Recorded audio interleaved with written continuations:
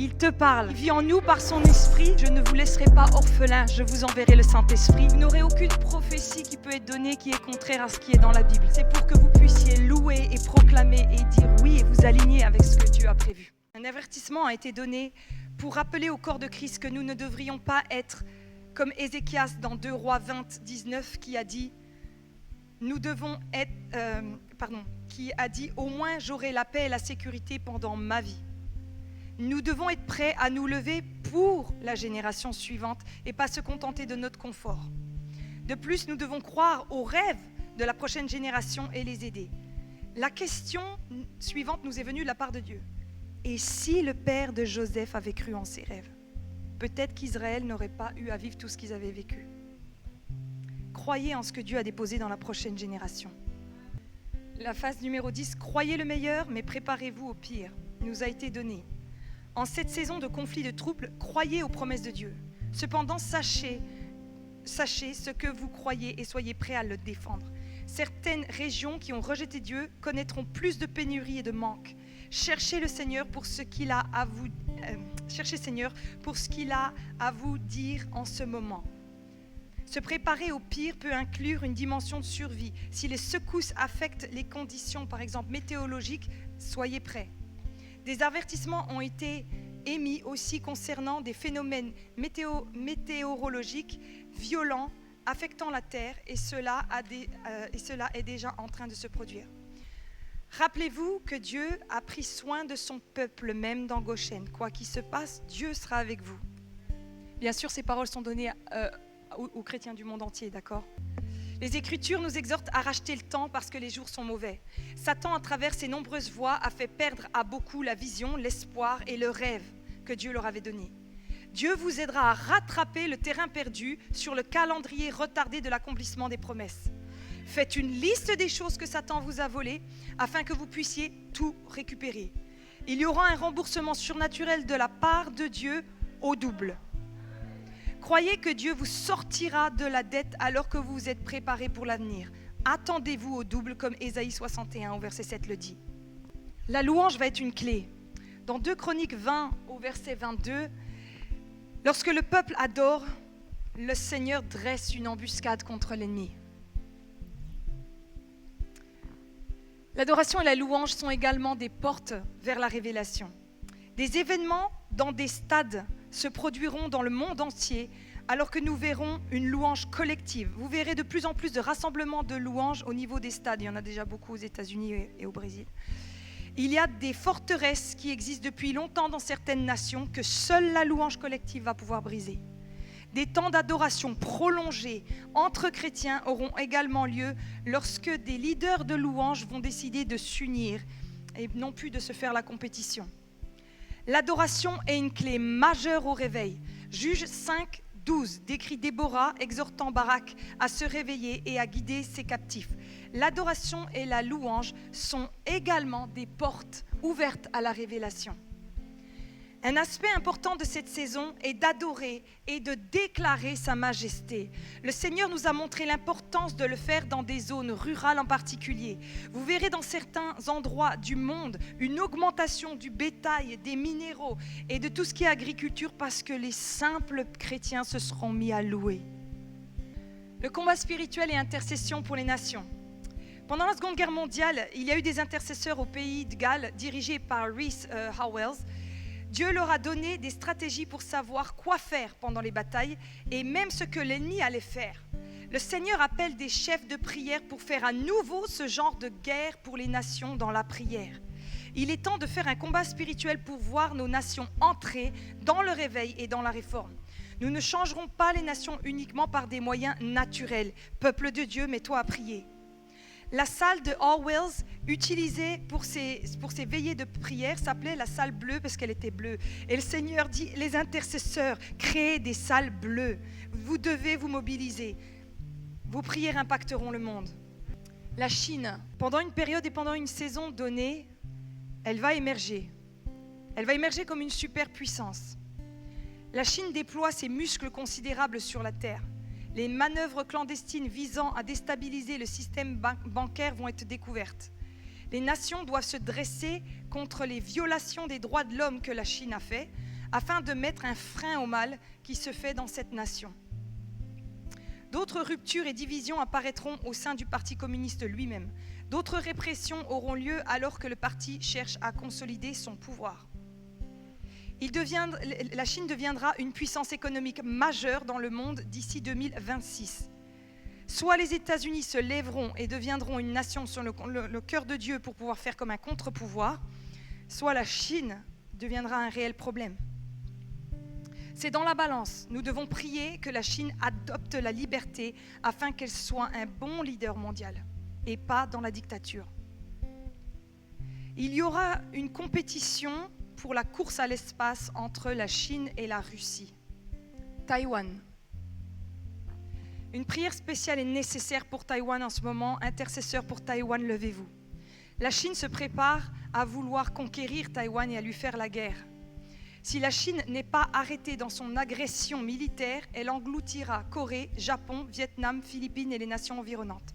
Il y a réellement un besoin de prière qui doit être fait autour de cette menace. La Corée. Il y a un grand danger dans toute la péninsule coréenne qu'elle soit engloutie par la Chine. Comme mentionné précédemment, priez. Chine, Russie et Iran. Nous avons mis en garde depuis un certain temps sur l'alliance possible entre ces nations pour un axe du mal qui pourrait produire comme une forme de troisième guerre mondiale. Priez pour que toute alliance entre ces nations ne fonctionne pas. Le Moyen-Orient. L'accord d'Abraham est une manifestation visible de la prophétie d'Ésaïe 19 sur la grande route de la sainteté. Plus de nations chercheront à rejoindre les accords. Nous voyons Satan essayer d'apporter de grandes dévastations aux nations du Moyen-Orient, mais Dieu va faire un coup d'échec et mat, car il ne veut pas que le mouvement de Dieu dans cette région soit arrêté. Amen. Dieu va faire quelque chose. Au niveau de l'Arabie Saoudite, l'Arabie Saoudite continuera à connaître une réforme. Il vient un jour, aussi difficile que cela puisse paraître pour certains aujourd'hui, où le royaume de l'Arabie Saoudite autorisera la liberté religieuse. Vous verrez d'autres nations de la région suivre aussi une forme de schéma similaire. Ceci, c'est pour essayer de se faire accepter par l'Occident et tout ce qui est économique. L'Amérique centrale. L'Amérique centrale ouvre la voie pour que les nations déplacent leurs ambassades à Jérusalem, pour ceux qui connaissent un petit peu politiquement ce qui se passe. Je pense que vous comprendrez. Il sera évident lesquelles de ces nations ont la bénédiction de Dieu au fur et à mesure qu'on verra leur économie se développer. En Amérique centrale, on va voir des pays se relever économiquement et on verra que c'est Dieu qui pose sa main sur eux. Le Brésil. Un énorme réveil est sur le Brésil en ce moment et va éclater d'une force mondiale sans précédent. Vous pourrez détecter que ce réveil arrive suite à un événement sportif spécifique au Brésil qu'ils vont gagner. Et ce sera le signe pour vous que dans le naturel, ils ont gagné et dans le spirituel, Dieu va se répandre d'une façon incroyable.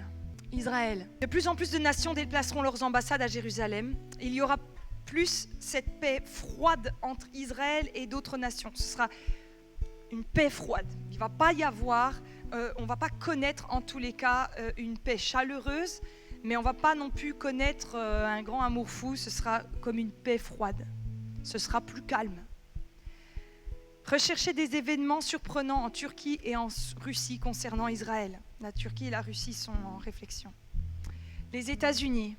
La corruption sera révélée et les voleurs traduits en justice. On verra beaucoup d'hommes politiques qui sont dans la corruption tomber. Juste au moment où il semble qu'il n'y aura pas de justice et on se dira mais qu'est-ce qui se passe ? Dieu se lèvera et surprendra tout le monde. Dieu a de grands changements de prévus et certaines personnes qui semblaient recouvertes comme de téflon seront démises de leurs fonctions dans les années à venir. Il y aura une femme afro-américaine qui va se lever, une grande voix conservatrice. Elle accomplira beaucoup dans les valeurs judéo-chrétiennes d'ici 1 ou 2 ans. Le Seigneur donne au corps de Christ le temps de renverser la vapeur lors des prochaines élections. Ceci est essentiel car l'hyperinflation ne fait que commencer et les politiques qui ont été récemment mis en place ne feront que provoquer une escalade des guerres économiques entre pays. Nous avons prophétisé la bubble Trump, la bulle Trump pour la nation, qui disait que si Biden devenait président, l'économie serait stable pendant une saison, puis il y aurait l'hyperinflation qui s'installera. Nous y sommes. Pour l'Europe, vous avez connu le Brexit. Il va commencer à y avoir une forme de Brexit entre l'Europe occidentale et l'Europe de l'Est. Ce sera comme une fraction entre ces deux grands pôles européens. Nous devons prier pour l'Ukraine. Prier pour elle, elle est dans une situation compliquée. Le Seigneur va atteindre de nouveaux groupes de peuples qui ne sont pas encore atteints. Ce mystère est que par l'Évangile, les non-croyants sont héritiers avec Israël, membres ensemble d'un seul corps et participant ensemble aux promesses de Dieu selon Éphésiens 3, 6. C'était une révélation très radicale que l'apôtre Paul a eue, que les non-juifs étaient co-héritiers avec Jésus-Christ. À l'époque, l'évangile a été apporté au peuple juif, mais le Seigneur a commencé à étendre ce message aux personnes de tout peuple. À partir de cette année, le Seigneur va commencer à agir sur les personnes et les groupes de personnes inhabituelles et les moins probables. Ce n'est pas seulement dans d'autres pays. Cette parole est pour tout pays, toute ethnique, tout groupe qui n'est pas encore atteint, dont la communauté LGBT. Le Seigneur déverse son esprit sur tous les peuples et partout dans le monde. Le passage pour 2022, c'est celui de Ésaïe 22, 22. Dieu termine les promesses de la dernière génération pour en commencer des nouvelles. L'année 2022 sera une année des portes ouvertes. Les portes de la servitude seront fermées et des nouvelles opportunités d'emploi, de richesse, de création d'entreprises, de bénédiction vont s'ouvrir, y compris dans l'achat et la vente de biens. En fait, Ésaïe 22, 22, c'est le passage qui dit « Je fermerai les portes et personne ne pourra les ouvrir et j'ouvrirai des portes que personne ne pourra refermer. » Amen.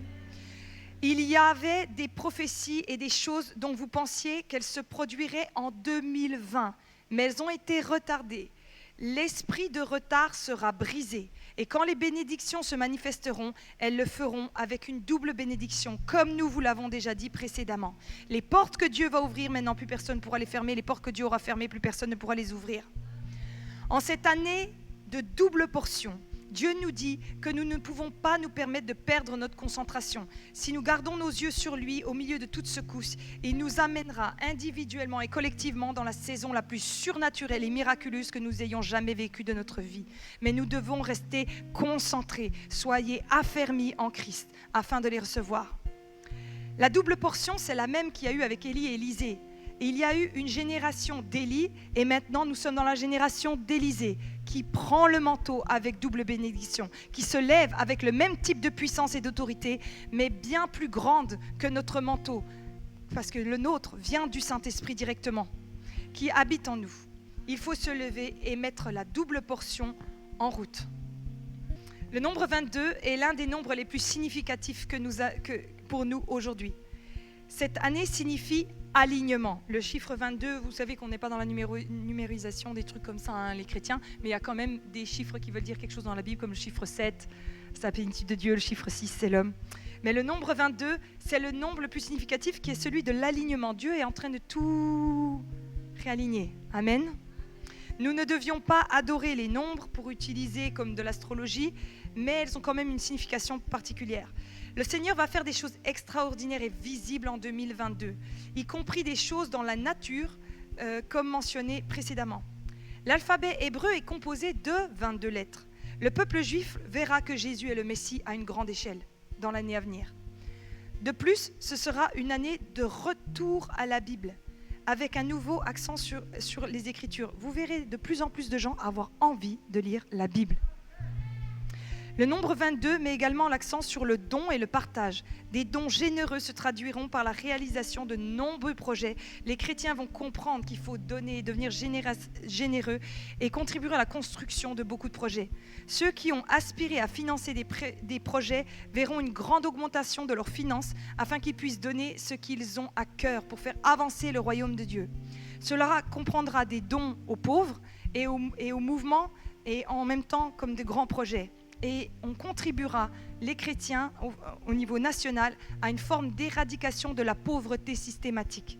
Nous devons être sur le terrain. Jésus, dans le psaume 22, qui est le psaume de la crucifixion, au milieu des grandes douleurs et des grandes souffrances, l'Église persécutée sera un phare de lumière pour le monde. N'oubliez pas que psaume 22, bien sûr, Christ est mort, mais il est ressuscité. Et c'est exactement ce qui va se passer pour l'Église. Certaines nations passeront de la tyrannie à la démocratie par des mouvements surprenants parce que les chrétiens auront été en action. Illimité. Certains sont restés coincés dans la douleur et les incertitudes de la dernière saison de la pandémie. Cependant, au milieu de cette période difficile, Dieu va nous faire comprendre que nous sommes illimités dans ce que nous croyons de Dieu. Il y aura une percée des plafonds qui ont comme limité la foi de certains. La foi à de nouveaux niveaux sera essentielle dans cette saison. Il y aura des percées imparables. Des gens qui avaient peu de foi vont commencer à avoir beaucoup de foi. Afin de manifester nos capacités données par Dieu, nous devons avoir la foi de Dieu. La foi de Dieu vient quand tu passes du temps avec Dieu. Il y aura également des accélérations de notre capacité à ressentir la présence de Dieu dans nos vies. Des manifestations de l'Esprit. L'Église devient ce pourquoi elle a été créée, avec toute autorité, puissance et domination. La véritable Église, l'Ecclésia, émerge en cette heure pour prendre sa place et légiférer sur les desseins divins de Dieu comme jamais auparavant. Les baptêmes dans le Saint-Esprit avec les parler en langue se feront de plus en plus fréquents et puissants. Dans Jean 20, au verset 22, Jésus a dit, il souffla sur eux et il dit, recevez le Saint-Esprit. Nous devons permettre à Dieu de souffler sur nous d'une manière nouvelle cette année et nous remplir et nous donner les moyens pour ce réveil. Nous allons voir de plus en plus d'églises vivre par le Saint-Esprit. Soudain, un bruit semblable au souffle d'un vent violent vint du ciel, acte 2, et remplit toute la maison. Et ils étaient assis, mais ils virent ce qui semblait être des langues de feu qui se séparèrent et vinrent se poser sur chacun d'eux. Nous allons littéralement voir ça se passer. De toute façon, l'Église ne peut pas tenir sans l'Esprit de Dieu. Le Seigneur va montrer sa puissance et provoquer des actes et des manifestations étranges et inhabituelles du Seigneur qui inciteront les gens à se tourner vers lui. Ce ne sera pas sous la forme de catastrophes comme nous en avons eu beaucoup, mais ce sera des signes clairs dans les cieux et sur la terre. Il y aura des manifestations de visions ouvertes, des apparitions d'anges, des messages audibles. Les signes et les prodiges vont se multiplier au-delà de tout ce qui est des catastrophes qui pourraient se passer sur la terre. C'est pour attirer l'attention des gens et cela va faire partie de la manière d'amener des gens et des groupes non atteints au Seigneur. Il va clairement se révéler. Dieu va lever des ministères pour enfants ayant un impact national et global. Alors ça, c'est une parole importante. Ils ont vu plein de ministères d'enfants se développer et ça allait prendre une envergure énorme. Il faut être là pour les enfants. Je suis désolée, mais on est dans une génération complètement perdue. Les enfants, ils vont avoir besoin de repères. Hein. Merci Jésus. Il va y avoir des ministères variés. Le Seigneur uniformise les règles du jeu dans le domaine du ministère, des affaires et du gouvernement. Nous allons voir le Seigneur susciter des femmes et des enfants oints cette année. Amen. Dans les derniers jours, Dieu dit, je répandrai mon esprit sur toute chair. Vos fils et vos filles prophétiseront. Vos jeunes gens auront des visions. Vos vieillards auront des songes. Même sur mes serviteurs, hommes et femmes, je répandrai mon esprit en ce jour-là et ils prophétiseront. Il va y avoir une augmentation du prophétique, de rêves, de visions. Et le Seigneur va apporter une correction de trajectoire à ceux qui n'ont pas encore entendu clairement. Au niveau prophétique, Dieu fait un petit ménage. L'amour doit venir avant la connaissance. C'est Éphésiens 3,19, afin que vous soyez remplis de toute la mesure de Dieu. Si vous n'avez que la connaissance, mais pas l'amour, il y a une plénitude de Dieu qui ne se fait pas. Le Seigneur libère une plus grande faim et soif de la parole de Dieu. Il fait cela afin d'ouvrir la compréhension de l'amour avant la connaissance. L'esprit d'amour va être une clé majeure avec laquelle opérer cette année. Il est impossible de marcher dans les voies de Dieu sans l'amour de Dieu. La persévérance. Dieu libère la force et une persévérance obstinée à son peuple pour tenir la ligne et ne pas abandonner. Vous allez sentir en vous une force à persévérer, peu importe ce à quoi nous sommes confrontés.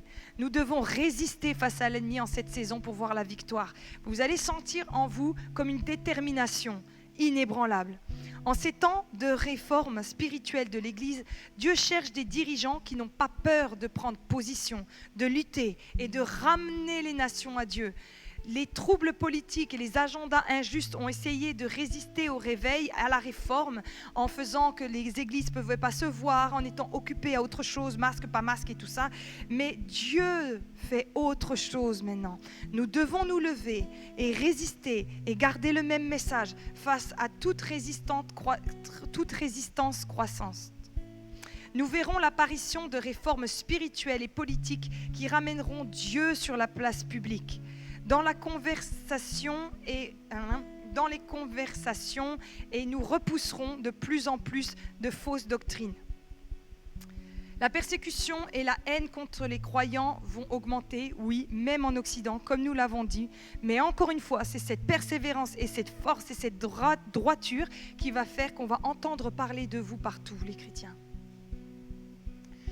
Nous ne devons pas nous laisser entraîner dans des petites querelles, mais bénir ceux qui nous maudissent et faire du bien à ceux qui nous ont utilisés, rejetés malgré tout. Nous devons rester concentrés sur le réveil et la réforme. Ne vous laissez pas embarquer dans autre chose. Les nations sont en jeu. Nous sommes dans des temps formidables spirituels. L'Esprit de Dieu est prêt et il veut se répandre de façon glorieuse sur son épouse et qu'elle éclabousse dans le monde entier.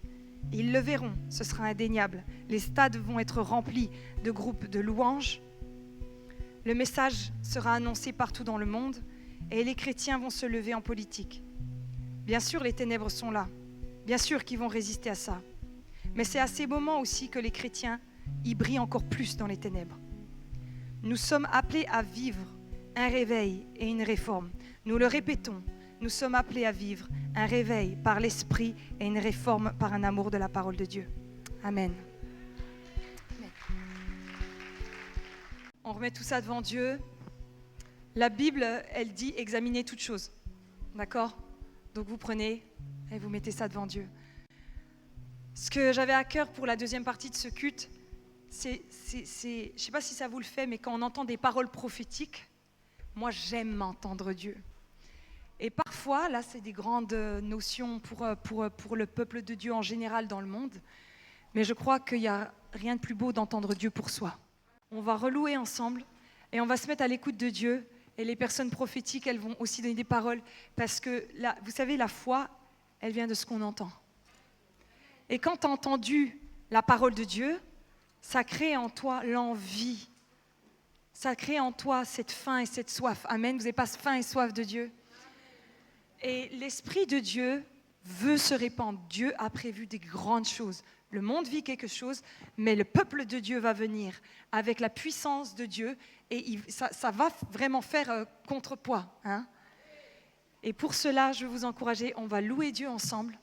On va se mettre à l'écoute. Qui veut entendre Dieu ce matin? Amen. Mais non, mais franchement. Donc, je vais prier. Hier, vous savez, j'ai pris le passage, c'est dans Jean 10. Vous savez, où Dieu il dit « Mes brebis, elles entendent ma voix ». Alors, j'ai été sur Google et je me suis dit, mais comment ça fonctionne un mouton, une brebis? Eh bien, écoutez, ils ont fait un test, j'ai été sur YouTube, donc des gens allaient vers les moutons, on les appelait, ils ne venaient pas. Ils ont fait plusieurs personnes, puis le berger est arrivé et il a dit les mêmes mots et ils sont venus. Tu peux détecter la voix de Dieu. Tu peux détecter la voix de Dieu. Si tu es chrétien, c'est que tu es, là, dans Jean 10, c'est marqué, les moutons, ils rentrent par la porte de la bergerie. Donc si tu es rentré, si tu es chrétien, tu peux entendre la voix de Dieu. Dis à ton voisin, tu peux entendre la voix de Dieu. 1 Corinthiens 14 dit, je veux que vous prophétisiez tous. Amen. Alors là, vous vous dites, ouais, c'est super, c'est des paroles prophétiques de la part de prophètes.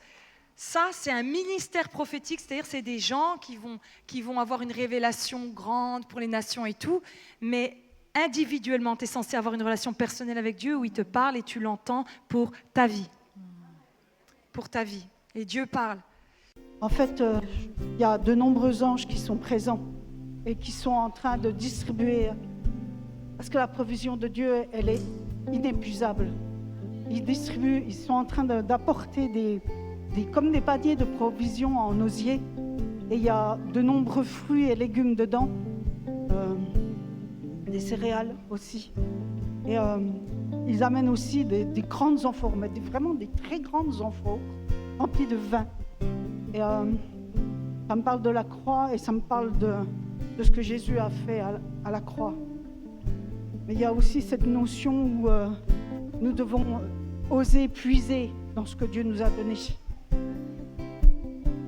Dieu me parle en ce moment aussi à travers le fleuve. En ce moment, j'ai la lampe qui passe à côté de chez moi et il y a ce bruit qui est sans cesse là. Il est à disposition. Comme l'a dit Johanna tout à l'heure, nous pouvons tous prophétiser. Nous devons saisir cette provision. Nous devons saisir l'eau du fleuve et le prendre pour nous-mêmes. Comme nous avons accepté la croix, nous sommes renouvelés par l'Esprit de Dieu. Dieu vient en nous, est venu en nous. Nous l'avons accepté. Alimentons, puisons dans ce que Dieu nous a donné.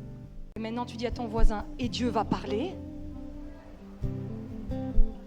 Et l'esprit prophétique va se répandre.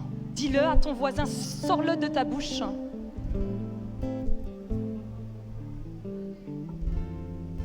Et j'aime cette église.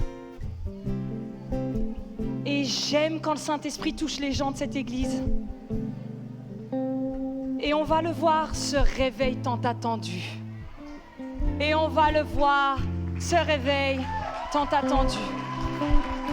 Amen.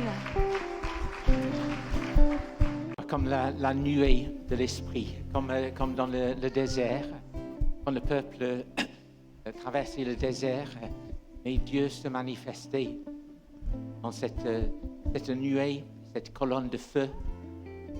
Il était toujours là, toujours avec son peuple. Et je vois cette nuée aujourd'hui sur l'Église, au-dessus de nous. Mais il faut lever les yeux. Il faut lever les yeux pour le voir. Et puis, je pense aussi qu'il y a dans la nuée, je vois la douceur. Mais nous vivons, les uns et les autres, nous vivons des temps difficiles. Et que j'avoue que moi j'ai moi-même dit au Seigneur récemment, c'est pas juste. Et j'ai essayé de convaincre le Seigneur, tu sais que j'ai raison. Et je me suis rendu compte que c'est Job qui a dit la même chose. Mais à la fin, Job a été béni. Alors, si c'est dans la difficulté que vous êtes en ce moment, n'oubliez pas, la nuée de l'Esprit est là, que Dieu est là, sa présence est là continuellement. La nuée, la colonne de feu, mais ouvrez les yeux. Dieu est là. Depuis le début de la louange, en fait, j'ai vraiment reçu le Proverbe 9, Proverbe 9, 5. En fait, c'est la sagesse qui dit « Venez vous nourrir à ma table et boire le vin que j'ai préparé. Quittez la compagnie des ignorants et vous vivrez. Prenez donc le chemin où se tient l'intelligence. » Il y a vraiment un appel à être dans sa présence et à rechercher sa sagesse qui nous dépasse. Et j'avais aussi, depuis vendredi, quand on a fait pour les prophéties là, qui allaient être partagées, en fait, c'était pour les personnes retraitées, les personnes qui se trouvent anciennes, qui se trouvent âgées, qui disent « Oh, c'est plus de mon temps, c'est plus pour moi, je peux plus rien y faire. » Voilà. Vraiment, c'est toujours présent. Vous êtes concernés, sentez-vous concernés. Il y a vraiment des paroles qui sont pour vous, que Dieu veut vraiment travailler en vous et faire vivre en vous, pour vous et pour les autres. Vraiment, soyez encouragés. J'ai été réveillée cette nuit par un passage, mais une pensée. Dans ces temps de pandémie, il y a eu des problèmes dans les couples, il y a eu des divisions dans les couples. Et Dieu me disait, ne te trompe pas d'ennemi. Et je vais retrouver ce que j'ai partagé dans le groupe pour pas me tromper.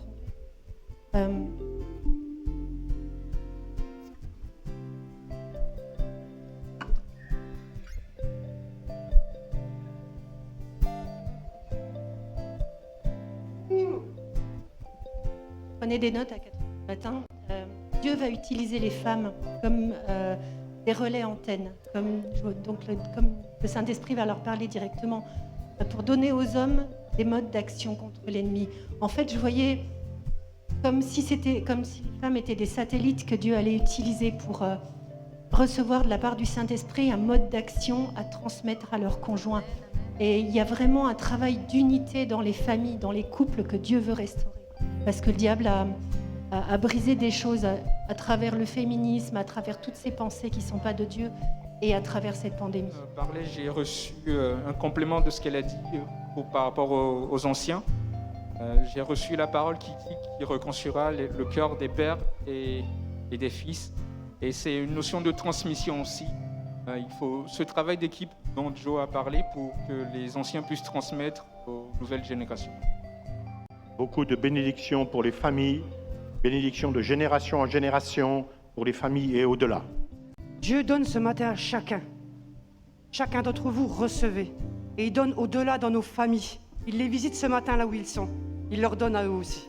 On terminera avec un chant, juste pour dire que ce qu'on a partagé au niveau de l'aspect prophétique, c'est très lié aussi avec les dons de puissance, les dons de guérison, les dons de discernement. Et nous voulons que cela, ce soit dans tous les groupes de maison, dans tous les temps de réunion particulières de l'Église, dans les réunions avec les jeunes, dans les réunions avec les enfants, dans les réunions avec toutes les générations. Nous voulons que le Saint-Esprit coule. Amen. Alléluia. Et s'il coule comme cela, il coulera aussi dans les familles, bien sûr, et dans les vies personnelles, lorsque vous aurez des entretiens avec des gens au travail, des gens dans la rue, des gens dans les squares, des gens que vous aurez, quand vous pourrez aller dans un café. Que Dieu absolument vous bénisse. Voilà, nous terminons par un chant. Que Dieu vous bénisse. Parlez de l'amour merveilleux de Dieu autour de vous. Prenez du temps avec le Seigneur. Amen.